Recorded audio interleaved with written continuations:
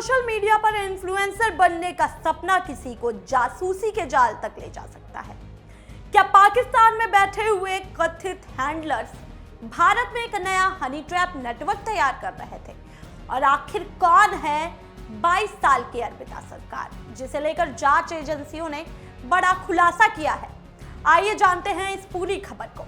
नमस्कार, मैं हूं प्रियांशी, आप सभी का हेडलाइन फोकस में स्वागत है।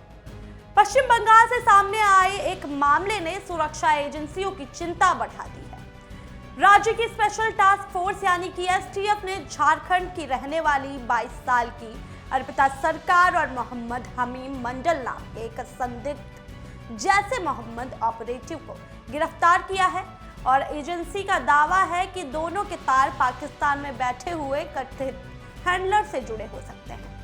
एसटीएफ के मुताबिक पहले मोहम्मद हमीम मंडल को पश्चिम बंगाल के पूर्व बर्धमान जिले से गिरफ्तार किया गया और इसके बाद उसकी कथित गर्लफ्रेंड अर्पिता सरकार को झारखंड के साहिबगंज जिले से हिरासत में लिया गया है। दोनों से लगातार पूछताछ की जा रही है और जांच कई दिशाओं में आगे बढ़ रही है। और अब इस पूरे मामले में सबसे चौंका देने वाला दावा अर्पिता सरकार को लेकर किया जा रहा है। जांच एजेंसी कह रही है कि उसे कथित तौर पर हनी ट्रैप और जासूसी से जुड़े ऑपरेशन के लिए तैयार किया जा रहा था। यानी अधिकारियों का दावा है कि उसकी भूमिका ऐसी बनाई जा रही थी जिससे वो प्रभावशाली लोगों से दोस्ती करके संवेदनशील जानकारियां हासिल कर पाए।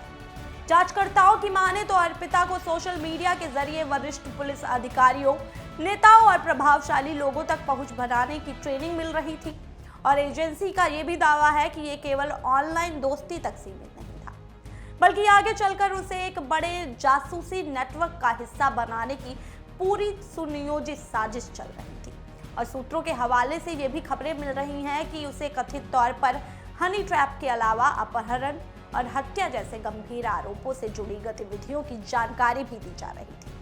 हालांकि इन दावों की अभी स्वतंत्र जांच नहीं हुई है।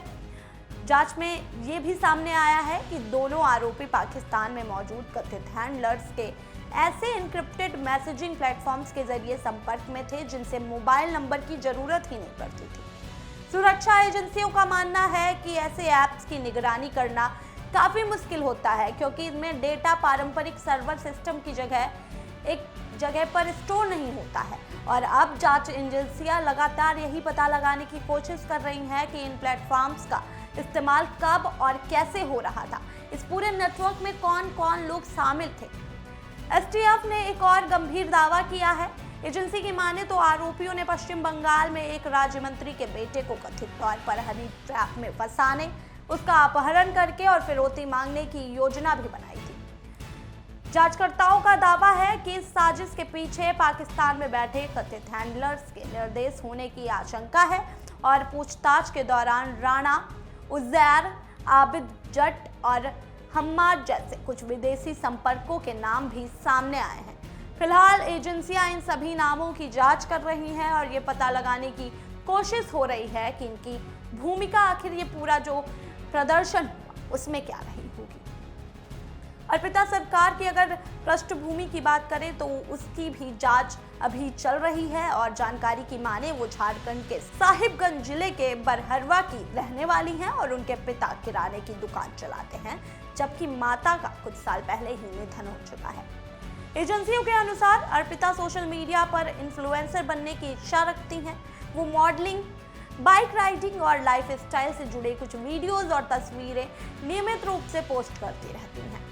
और अधिकारियों का ये भी मानना है कि उनकी इसी ऑनलाइन सक्रियता का फायदा उठाकर विदेशी हैंडलर्स ने उनसे संपर्क साधा और धीरे धीरे करके अपने प्रभाव में लाने की कोशिश की गई उनकी तरफ से।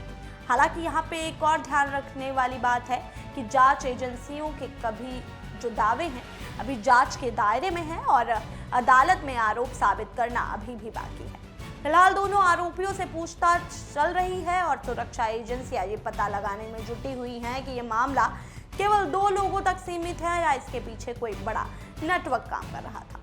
अगर जांच एजेंसियों के दावे सही साबित होते हैं तो ये मामला सिर्फ एक गिरफ्तारी का नहीं होगा, बल्कि सोशल मीडिया के जरिए युवाओं को निशाना बनाकर जासूसी नेटवर्क तैयार करने की कोशिश का भी हो सकता है।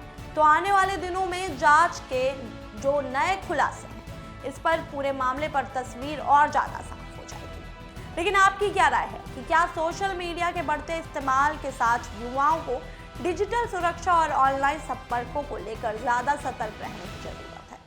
अपनी राय हमें कमेंट बॉक्स में जरूर बताइएगा और ऐसे ही तमाम जानकारियों के लिए बने रहिएगा हेडलाइन फोकस के साथ।